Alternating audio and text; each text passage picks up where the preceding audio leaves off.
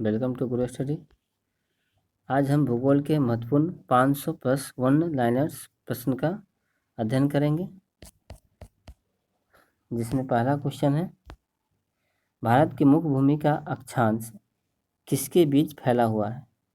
तो आप इसे ऐसे याद रखिए, 84 उत्तर से 376 उत्तर, 84 से 376 उत्तर के बीच फैला हुआ है। भारत के स्थलाकृतिक मानचित्र कौन सा संगठन बनाता है? भारत का जो स्थलाकृतिक मानचित्र जो है वह जो है भारतीय सर्वेक्षण नाम का संगठन बनाता है।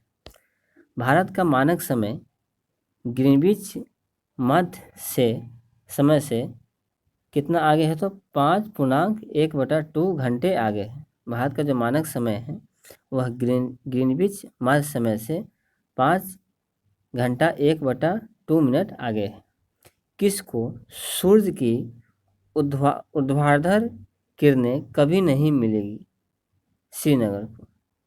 मतलब सूर्य की जो ऊर्ध्वाधर जो किरणें हैं वह किसको नहीं मिलेगी? तो श्रीनगर को कभी नहीं मिलेगी। भारत के दक्षिण में सबसे दूरस्थ स्थल कौन सा है? तो भारत के सबसे दक्षिण में दूरस्थ स्थल जो है इंदिरा पॉइंट है। भारत का क्षेत्रफल जो है पाकिस्तान से लगभग कितना बड़ा है? भारत का जो क्षेत्रफल है वह पाकिस्तान से 4 गुना बड़ा है। किस देश के साथ भारत की अंतर्राष्ट्रीय सीमा नहीं मिल लगती? तो श्रीलंका के साथ जो है अंतर्राष्ट्रीय सीमा नहीं लगती, बल्कि वह जलीय सीमा लगती।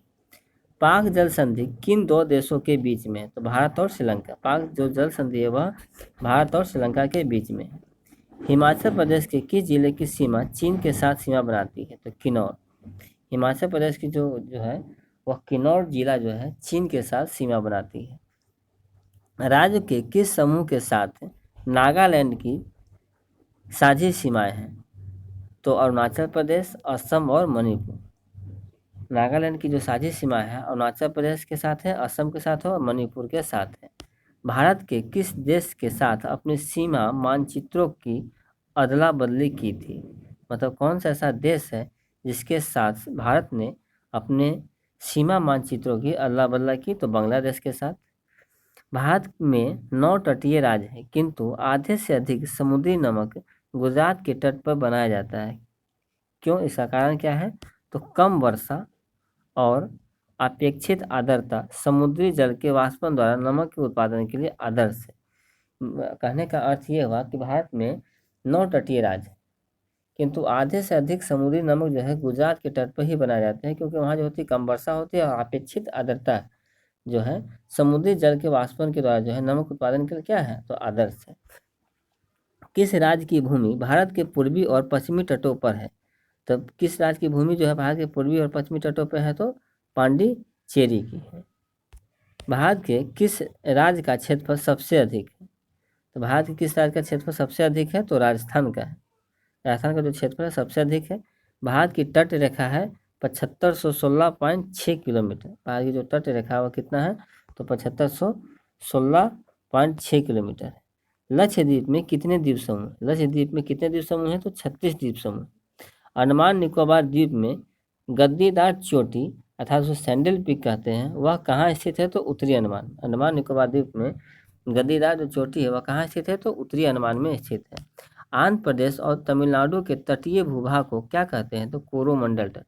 आंध्र प्रदेश और तमिलनाडु के तटीय जो भूभाग है उसको हम कोरोमंडल तट कहते हैं।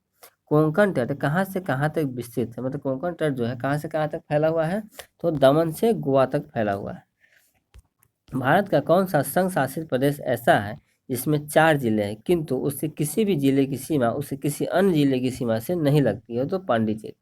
मतलब कहने का मतलब भारत का ऐसा कौन सा संघ शासित प्रदेश है जिसमें 4 जिले, किंतु उसे किसी भी जिले की सीमा उसे किसी अन्य जिले की सीमा से नहीं लगती है? तो पांडिचेरी।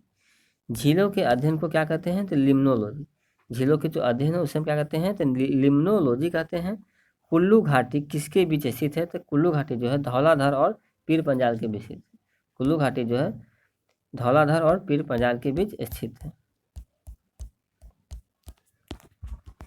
पिपली घाट दर्रा किस पर्वतीय भाग में स्थित है? तो पिपली घाट जो दर्रा है वह अरावली पर्वतीय भाग में स्थित है।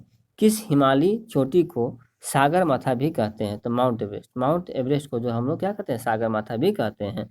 गॉडविन अस्टीन क्या है? तो गॉडविन ऑस्टिन जो है एक प्रकार का क्या है तो शिखर है। गॉडविन ऑस्टिन क्या है तो एक प्रकार का शिखर है। बृहत्तर हिमालय का दूसरा नाम क्या है, जो बृहत्तर हिमालय है वह जो है इसका दूसरा नाम क्या है तो हिमाद्री है। नाग, तिब्बा और महाभारत पर्वत मालाएं किसमें शामिल है, तो नाग, तिब्बा और महाभारत पर्वतमालाएं जो है वह निम्न हिमालय में शामिल है। नाग, तिब्बा और महाभारत पर्वत जो है निम्न हिमालय में शामिल है। सह्याद्री पर्वत श्रृंखला का अन्य नाम क्या है, तो सह्याद्री पर्वत श्रृंखला का अन्य नाम जो है पश्चिमी घाट है। सह्याद्री पर्वत श्रृंखला का अन्य नाम जो है पश्चिमी घाट है। भारत का सबसे ऊंचा पठार क्या है तो लद्दाख का पठार। भारत का सबसे ऊंचा पठार है वह लद्दाख का पठार है। प्रायद्वीपीय भारत में उच्चतम पर्वत चोटी है अनाईमुद्दी। प्रायद्वीपीय भारत में उच्चतम जो पर्वत चोटी है वह कौन है तो अनाईमुद्दी है। किस पर्वतीय स्थल को सतपुरा की रानी कहते हैं, तो सतपुरा की रानी किसे कहते हैं तो पंचमढ़ी को कहते हैं। पंचमढ़ी को हम सतपुरा की रानी कहते हैं। लोकटक क्या है, तो लोकटक जो है एक प्रकार की झील है। सबसे बड़ी मानव निर्मित झील कौन सी है तो गोविंद सागर। सबसे बड़ी मानव निर्मित जो झील है वो कौन है तो गोविंद सागर झील है। शिव समुद्रम जलप्रपात जो है किस नदी के मार्ग में पाया जाता है, तो ये कावेरी। शिव समुद्रम जो जलप्रपात है वह कावेरी नदी के मार्ग में पाया जाता है। बलतोरा हिमनद स्थित है। बलतोरा जो हिमनद कहाँ स्थित है, काराकोरम पर्वतमाला में। बलतोरा जो हिमनद है वह काराकोरम पर्वतमाला में स्थित है। भारत में सबसे ऊंचा जलप्रपात कौन सा है, तो जोग प्रपात। भारत में सबसे ऊंचा जलप्रपात जो है वह जोग जलप्रपात है। ऊंचे क्षेत्रों में लेटेराइट मृदा की रचना होती है अम्लीय। ऊंचे जो क्षेत्र है उसमें लेटेराइट मृदा की रचना जो है कैसे होती है तो अम्लीय होती है। लेटेराइट मिट्टी कहाँ पाई जाती है, तो आर्द्र तथा शुष्क जलवायु वाले उष्णकटिबंधीय क्षेत्र। लेटेराइट जो मिट्टी है वह आर्द्र तथा शुष्क जलवायु वाले उष्णकटिबंधीय क्षेत्रों में पाई जाती है। भारत के उत्तरी मैदान की मृदा समानता कैसी बनी हुई है, तो तलोचन द्वारा। भारत की जो उत्तरी मैदान है उसकी मृदा जो है समानता कैसे बनी है तो तलोचन द्वारा बनी। वह फसल जो जलोढ़ मिट्टी में उगती है और जिसके लिए प्रचुर मात्रा में पानी की आवश्यकता होती है तो वह कौन है तो चावल है। व्यर्थ भूमि के अंतर्गत अधिकतम क्षेत्र वाला राज्य कौन है, तो व्यर्थ भूमि के अंतर्गत जो अधिकतम क्षेत्र वाला राज्य कौन है तो राजस्थान है। मृदा की लवणता मापी जाती है चालकता मापी से। मृदा की जो लवणता जो है वो किससे मापी जाती है तो चालकता मापी से मापी जाती है। भारत के भूभाग के कितने प्रतिशत भाग पर वर्ष में 75 सेंटीमीटर से कम वर्षा होती है, तो 35%। भारत के भूभाग के कितने प्रतिशत भाग पर वर्ष में 75 सेंटीमीटर से कम वर्षा होती है, तो 35%। गर्म भारत की जलवायु कैसी है तो वह मानसूनी है। भारत की जलवायु जो है मानसूनी है। गर्म शुष्क मौसम के दौरान भारतीय उपमहाद्वीप पर किस क्षेत्र में न्यूनतम दाब रहता है, पश्चिमोत्तर। गर्म शुष्क मौसम के दौरान भारतीय उपमहाद्वीप पर किस क्षेत्र में न्यूनतम दाब रहता है, तो पश्चिमोत्तर भाग पर। अक्टूबर और नवंबर के महीनों में भारी वर्षा होती है कोरोमंडल तट पर। अक्टूबर और नवंबर के महीनों में भारी जो वर्षा होती है कहाँ होती है तो कोरोमंडल के तट पर होती है। चेन्नई को दक्षिणी पश्चिमी मानसून से अन्य स्थानों की अपेक्षा कम वर्षा मिलती है क्योंकि मानसून कोरोमंडल तट के समांतर चलते हैं। चेन्नई बहुत गर्म है और नमी को संग्रहित नहीं होने देता है, वे अपतट पवने हैं। अर्थात कहने का मतलब कि चेन्नई को दक्षिणी पश्चिमी मानसून से अन्य स्थानों की अपेक्षा कम वर्षा इसलिए मिलती है क्योंकि मानसून जो होता है कोरोमंडल तट के समांतर चलते हैं। चेन्नई जो है बहुत गर्म है और नमी को संग्रहित नहीं होने देता है, इसी कारण से वे अपतट पर पवने ही उनकी चल पाती है। गुवाहाटी से चंडीगढ़ तक मानसूनी वर्षा की प्रवृत्ति क्या होती है, तो हासमान प्रवृत्ति। गुवाहाटी से चंडीगढ़ तक मानसूनी वर्षा की प्रवृत्ति कैसी होती है, तो हासमान प्रवृत्ति की होती है। वर्ष में 50 सेंटीमीटर से कम वर्षा वाला क्षेत्र कौन है, तो कश्मीर में लेह। वर्ष में 50 सेंटीमीटर से कम वर्षा वाला क्षेत्र जो है कौन है, तो लेह। अब आते हैं 50वें क्वेश्चन पे। दो नदियों के बीच उपजाऊ भूमि को क्या कहते हैं, दोआब। दो जो नदियाँ होती है उसकी जो बीच की जो उपजाऊ भूमि होती है उसे हम दोआब कहते हैं। भारतीय प्रायद्वीप की सबसे लंबी नदी कौन है, तो गोदावरी। भारतीय जो प्रायद्वीप है उसकी सबसे लंबी नदी कौन है, तो गोदावरी है। किस नदी को दक्षिण गंगा कहा जाता है, तो किस नदी को दक्षिण गंगा नाम से जानते हैं, तो हम लोग गोदावरी को जो है दक्षिण गंगा के नाम से जानते हैं। किस नदी का स्रोत भारत से बाहर है, तो ब्रह्मपुत्र। कौन सा ऐसा नदी है जिसका स्रोत जो है भारत से बाहर है, ब्रह्मपुत्र नदी का। सिंधु नदी का उद्गम होता है कैलाश पर्वतमाला से। सिंधु जो नदी है उसका उद्गम कहाँ से होता है, तो कैलाश पर्वतमाला से होता है। भारत में कौन सी नदी विभ्रंश घाटी में बहती है, तो नर्मदा, ताप्ती, दामोदर। भारत में कौन सी नदी जो है विभ्रंश घाटी में बहती है, तो नर्मदा, ताप्ती और दामोदर नदी जो है विभ्रंश घाटी में बहती है। भागीरथी और अलकनंदा का संगम कहाँ पे होता है, देवप्रयाग में। भागीरथी जो तथा अलकनंदा का जो संगम है वो कहाँ होता है, तो देवप्रयाग में होता है। कौन सी ऐसी नदी है जो अपना रास्ता बदलने के लिए प्रसिद्ध है, यहाँ होगा 9 हो जाएगा। तो कौन सी नदी जो है अपना रास्ता बदलने के लिए प्रसिद्ध है? तो कोसी नदी। कौन सी नदी जो है ज्वार नदमुख अर्थात एस्च्यूरी बनाती है? तो नर्मदा। नर्मदा नदी जो है वह एस्च्यूरी का निर्माण भी करती है। सतपुरा और बिंद के बीच कौन सी नदी बहती है? तो सतपुरा और बिंद के बीच जो है नर्मदा नदी बहती है। सूरत जो है किस नदी के तट पर स्थित है? तो ताप्ती। सूरत जो है किस नदी के तट पर स्थित है? तो ताप्ती।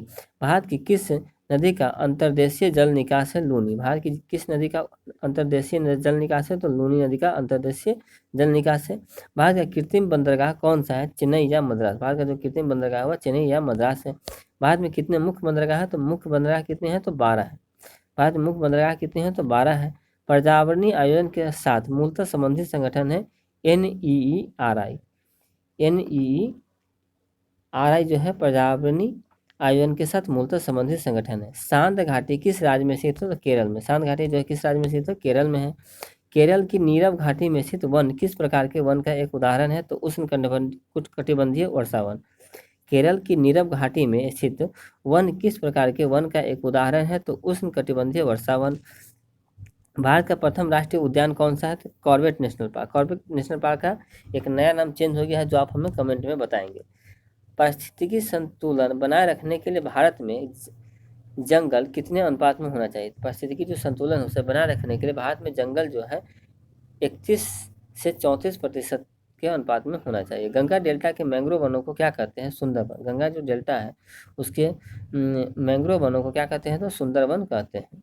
हरियाणा के सुविख्यात पक्षी विहार कौन सा? सुल्तानपुर। हरियाणा में सुविख्यात पक्षी विहार कौन सा है? तो सुल्तानपुर है। एकमात्र सेंचुअरी जहाँ कश्मीरी महामिर्ग पाया जाता है वह कहाँ है? दक्षिग्राम। एकमात्र सेंचुअरी जहाँ कश्मीरी महामिर्ग पाया जाता है तो दक्षिग्राम में। प्रसिद्ध गिर वन कहाँ है? तो गुजरात में। गिर वन कहाँ है? तो गुजरात में है। मैंग्रोव क्या होते हैं?